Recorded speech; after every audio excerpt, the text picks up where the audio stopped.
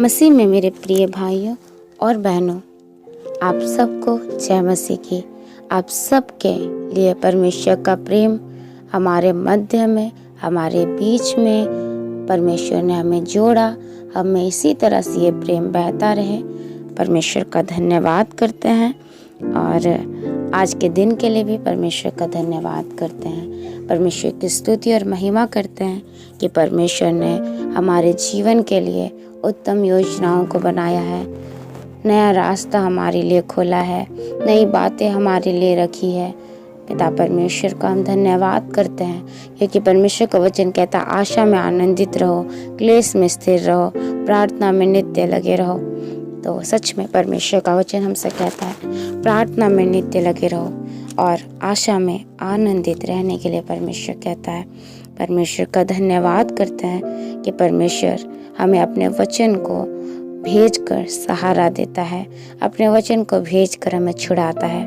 और मैं विश्वास करती हूँ आज भी परमेश्वर अपने वचन को भेजकर आपको जिस गड्ढे में आप हो, चिंता के गड्ढे में हो, बीमारी के गड्ढे में हो, पता नहीं बहुत सारे गड्ढे हैं आज हमारे जीवन में, परमेश्वर सामर्थ्य है। वो गड्ढा जो आपका है, परमेश्वर उससे बलवंत है। परमेश्वर सर्वोच्च सर्वोत्तम परमेश्वर है और वो आपको उसमें से, उस गड्ढे में से निकालने के सामर्थ्य रखता है। उसने यूसुफ को उस गड्ढे में से निकाला जो बहुत ही गहरा था और परमेश्वर ने उसे फिर से अपने भाई लोगों से मिलाया और अपने भाइयों से प्रधान होने के लिए परमेश्वर ने फिर से अनुग्रह दिया। जो स्वपन परमेश्वर ने दिखाया था उसे परमेश्वर ने पूरा किया। हमारा परमेश्वर अपनी प्रतिज्ञाओं को पूरा करता है हमारे जीवन में। हम परमेश्वर का धन्यवाद करते हैं क्योंकि हमारा परमेश्वर हमें ना कभी छोड़ता है, ना कभी धोखा देता है, कभी ना त्यागने वाला परमेश्वर। हमारे लिए यीशु मसीह को भेजकर हमारे प्राणों को मोल ले लेने वाला वो हमारा परमेश्वर है। हम कैसे सोच सकते हैं कि वो परमेश्वर हमें छोड़ सकता है?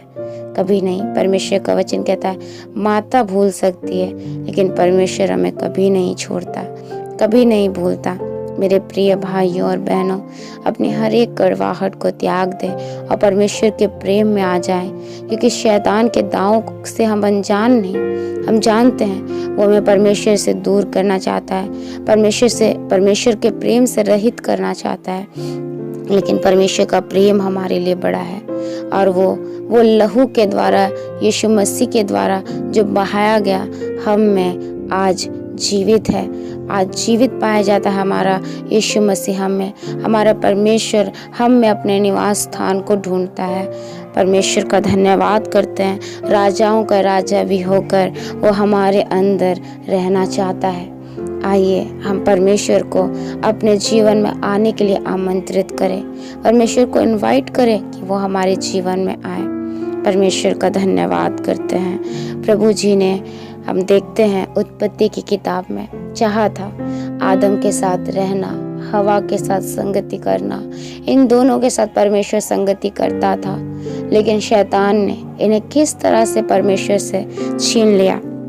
आप देख सकते हैं, हमें उत्पत्ति 3 का अध्याय हम लोग जब 1, 2, 3, 4, 5, 6, 7 पढ़ेंगे, हमें सारी बातें व्याख्या के साथ पता चलेगी। लेकिन अभी हम पूरा बात को नहीं पढ़ेंगे क्योंकि वी आर फेमिलियर, हम लोग इस बात से अनजान नहीं है। ये बात हमारे लिए जाना पहचाना है। ये कहानी हमारे लिए कहानी नहीं, परमेश्वर का वचन हमारे लिए जाना पहचाना है और हम इसे कहानी के तौर पर पढ़ लेते हैं। जी हाँ, ये कहानी के तौर पर हम याद रख लेते हैं, लेकिन परमेश्वर का वचन हमारे लिए कहानी नहीं है। ये जीवित है, जिंदा है और हमसे बोलता है और बातचीत करता है। तो हम देखेंगे इसका 5 अध्याय और 6, उत्पत्ति उसका 3, उसका वर्स 5 एंड वर्स 6,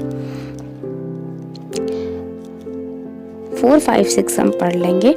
तब सर्प ने स्त्री से कहा, तुम निश्चय ना मरोगे, वरन परमेश्वर आप जानता है कि जिस दिन तुम उसका फल खाओगे उसी दिन तुम्हारी आंखें खुल जाएंगी और तुम भले बुरे का ज्ञान पाकर परमेश्वर के तुल्य हो जाओगे।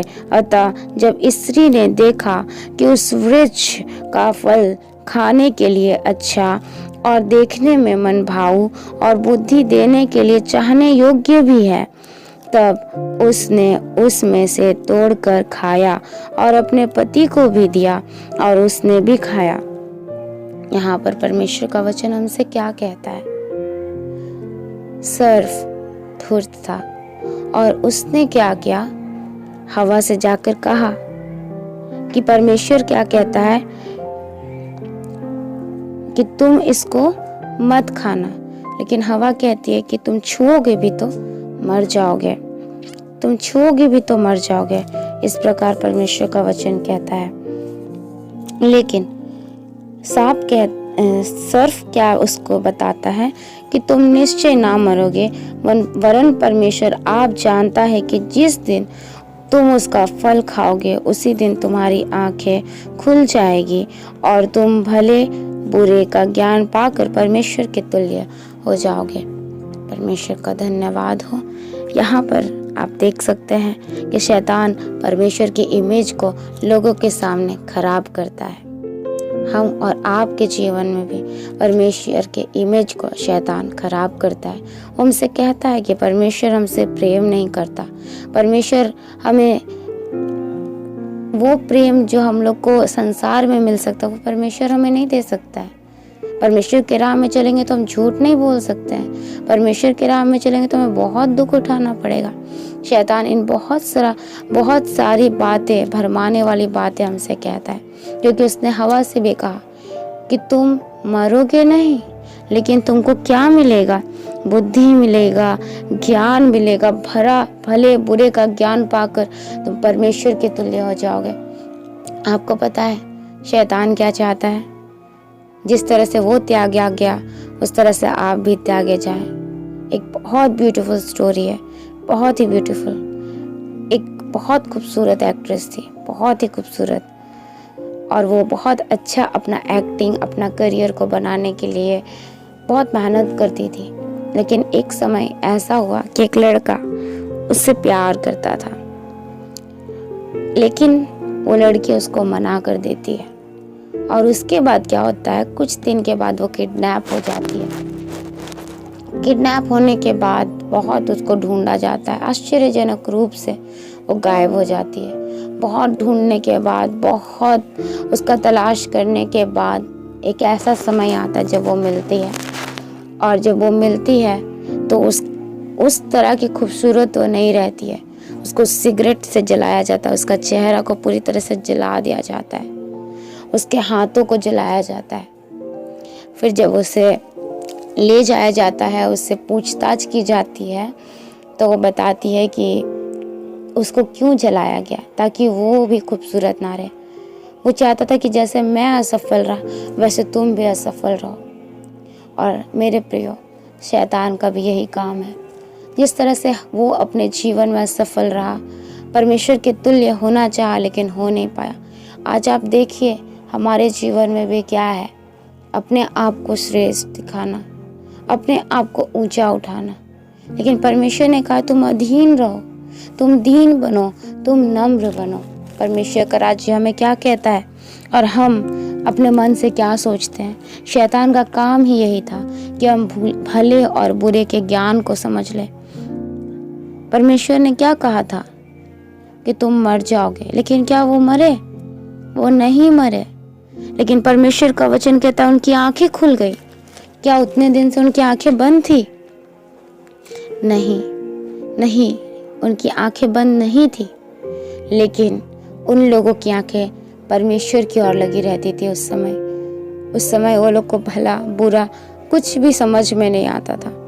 लेकिन जब से हवा ने फल खाया, आदम ने फल खाया, तब से अब यह हमारे ऊपर है कि हम भला बुरा पहचाने। फल इसलिए ही खिलाया गया था हमें कि हम भले और बुरे को पहचाने। लेकिन आज भी जब हम परमेश्वर की ओर अपनी दृष्टि को करते, क्योंकि हम में ये योग्यता नहीं कि हम भले और बुरे को पहचान सकें। हवा कहती है इस फल को देखकर ये मन को भाने वाला फल है, और ये क्या कहती है कि ये ज्ञान देने वाला फल है। उसको देखती है और वो लगता है उसको, और बुद्धि देने के लिए चाहने योग्य भी है।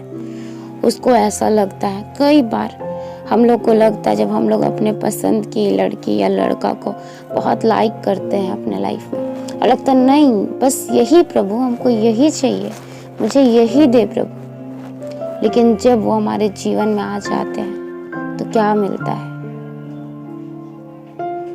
एक बहुत ही खराब जीवन, जिसे हम ना छोड़ सकते हैं ना पकड़े ही रह सकते हैं। अगर हम जबरदस्ती परमेश्वर से कोई जॉब मांग ले, क्या मिलता है? दुख और तकलीफ सहना। और फिर क्या होता है जब हम सह नहीं पाते हैं तो अनएम्प्लॉयमेंट। बहुत तरह की ऐसी बातें होती है जो हम लोग नहीं चाहते हैं मेरे जीवन में। हम अपना भला चाहते हैं, लेकिन आपको पता है हमारा परमेश्वर हमसे बहुत प्रेम करता है, और उसके जैसा भला हमारे लिए कोई सोच भी नहीं सकता। आदम और हवा के लिए परमेश्वर ने बेस्ट रखा था, बहुत ही बेस्ट, कि उन लोग को परिश्रम नहीं करना था, बस फल को तोड़कर खाना था, जानवर लोग का देखभाल करना। एक मालिक का जीवन था। परमेश्वर ने उन्हें कितना अच्छा जीवन दिया था, आप सोच सकते हैं। लेकिन आदम और हवा ने क्या कमाया? क्या कमाया? परमेश्वर का वचन लिखा हुआ है, हेडिंग मनुष्य के पापी हो जाने का वर्णन। आप सोचिए, एक फल खाना, आंखें खुल जाना, एक पाप। क्या आप सोच सकते, कभी कभी हमारी बुद्धि हमें पाप करवाती है। बुद्धि भी एक पाप हो जाती है, एक पाप में गिनी जाती है। इनकी आंखें खुल गई, इनका ज्ञान हमारे लिए पाप हो जाता है। कभी कभी अधिक ज्ञान क्या करता है? हमें हानिकारक होता है अधिक ज्ञान। परमेश्वर इस वचन के द्वारा हम हर एक को, आज हमारी आंखें खुले। वहां पर क्या हुआ था? आत्मिक आंखें बंद हो गई थी, आत्मिक रिश्ता टूट गया था, और शारीरिक आंखें खुल गई थी। परमेश्वर आज शारीरिक आंखों को बंद और आत्मिक आंखों को खोले हमारी, ताकि हम जीवित रहें। परमेश्वर का धन्यवाद हो इस वचन के द्वारा। आप सबको परमेश्वर बहुत आयत के आशीषों से भरे, यीशु के नाम में, आमीन।